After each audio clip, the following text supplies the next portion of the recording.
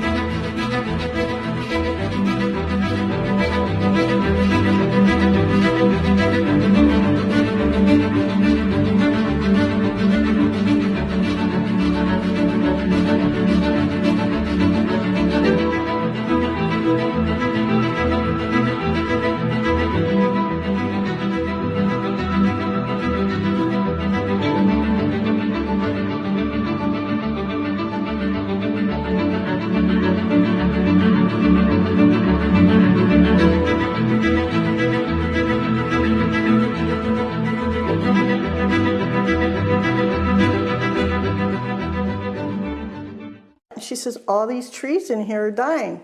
So I thought, well, I'm going to test for aluminum, because that's one of the key things in the programs that we're talking about, and titanium. And I took some of this bark sample and tested it, and it came back positive with aluminum and titanium. Mm-hmm. Then I started traveling around California, noticing the same thing. In Lake Tahoe, there was a lot of the same type of bark, all through Sacramento area and Davis. Just about everywhere I went, I was noticing this silver-white bark. Mm-hmm.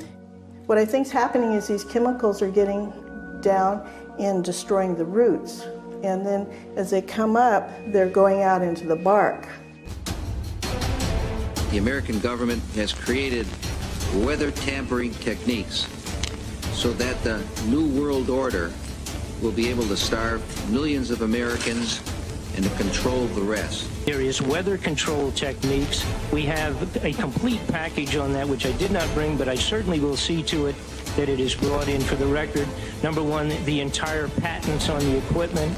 Number two, Senator Claiborne Pell's complete statement and story of his own that not only does it exist, but that we even utilized it as far back as the Vietnam War. You might want to touch base with Senator Pell. I just want to repeat before I turn it. So yes, but we do have all that information. You're saying the government in New World Order will be able to starve millions of Americans Worldwide.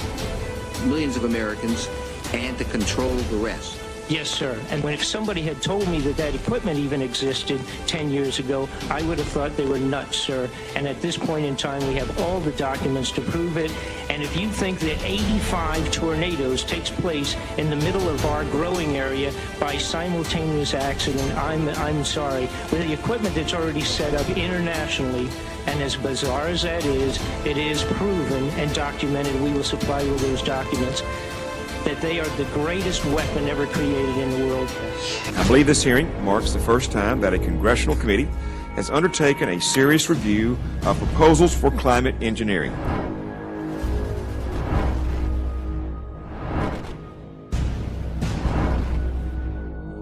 Chemtrails go from horizon to horizon, and they spread, and they crisscross, and they go next to one another, and pretty soon the whole sky is cloudy. Preliminary research suggests that we could rapidly and relatively cheaply put tiny particles high in the stratosphere, and that this would cause the Earth to cool quickly. This is about how we engineer the planet. It's about the fact, an uncomfortable fact, but it is a fact. We have the technical ability to do this. We don't know what it is they're putting into the sky. We think it's aluminum, borium, and strontium, but we don't know for sure. No one talks. If you have a covert operation, a cover for that operation will be provided. That's the nature of a covert operation. Chemtrails. On the internet, they are cited as proof of the government creating clouds to combat global warming. They claim the American government, with the secret approval of the national government, is covertly using jet aircraft to spray population centres with aluminium, with barium, and with strontium so as to reduce people's immunity and reduce the global population. I'm always a little bit suspicious because the government doesn't seem that capable to do something on such a large scale. You know? That is not rain, that is not snow. Believe it or not, military aircraft flying through the region is dropping chaff. Small bits of aluminum, sometimes it's made of plastic or even italicized paper products, but it's used as an anti-radar issue, and obviously they're up there practicing. Now, they won't confirm that, but I was in the Marine Corps for many years, and I'll tell you right now, that's what it is. And what happens here, military jets, some come out of Key West Air Force Base, and they move off into the atmosphere, and they drop mylar strips. Some could be a little wider, some are small glass fibers that are coated in aluminum. And what the Air Force does is they take their military jets and they dump these out of the aircraft, they fall into the atmosphere, and some take as much to a day to fall down. This is inevitably military or something going on. The government, the Air Force, you see this kind of a pattern like this, you can rest assured there's something going on. They're actually little bitty magnetic and little bitty strips of, whether it's aluminum. Well, it's a nuisance to you and I to determine what's real and what's not, but it looks like it is a life-saving operation there from the military. The apparent motive behind this conspiracy theory is one world government. Order, I cannot hear. Mr. Speaker, I want to assure the House that both my ministry and my colleague, the Minister of Health, who have received correspondence on this issue, that this conspiracy theory does not have an iota of truth, and that the trails observed from aircraft simply come from jet engines. Question number 9. Order. And I think what an appalling example it is of the new Foreign Affairs spokesperson for the Labour Party that she's spreading conspiracy theories about the United States government. I think the House has heard sufficient. It is called geoengineering, fighting global warming by putting a chemical dust in the atmosphere and reflecting harmful radiation back into space. We take geoengineering to mean deliberate, large-scale intervention in the Earth system. There are a variety of schemes that have been discussed for geoengineering.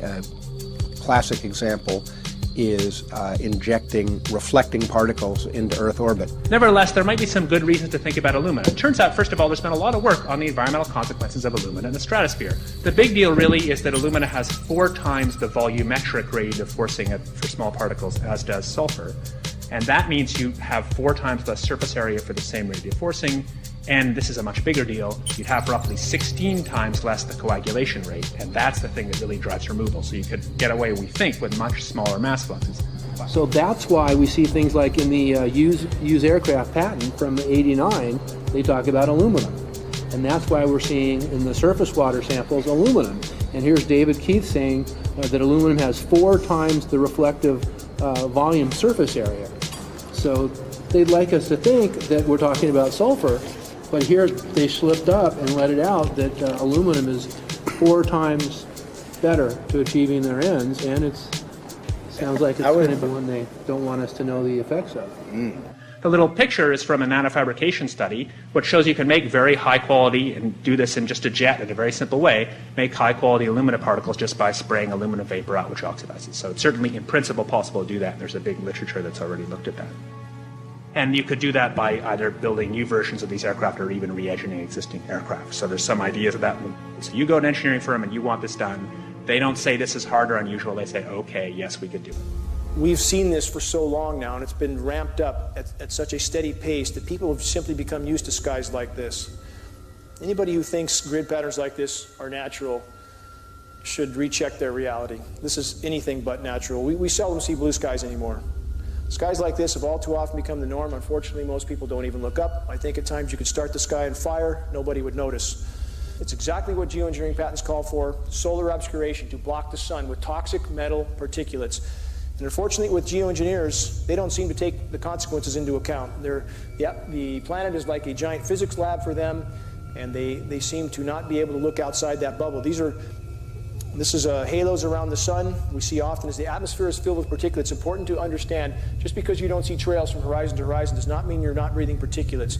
We seldom see blue skies anymore. They're a silvery white color, especially in the mornings or the afternoons. If you look to the east or to the west and you block the sun with something, you can see the air is very silvery white. This is indicative of an atmosphere saturated with particulates.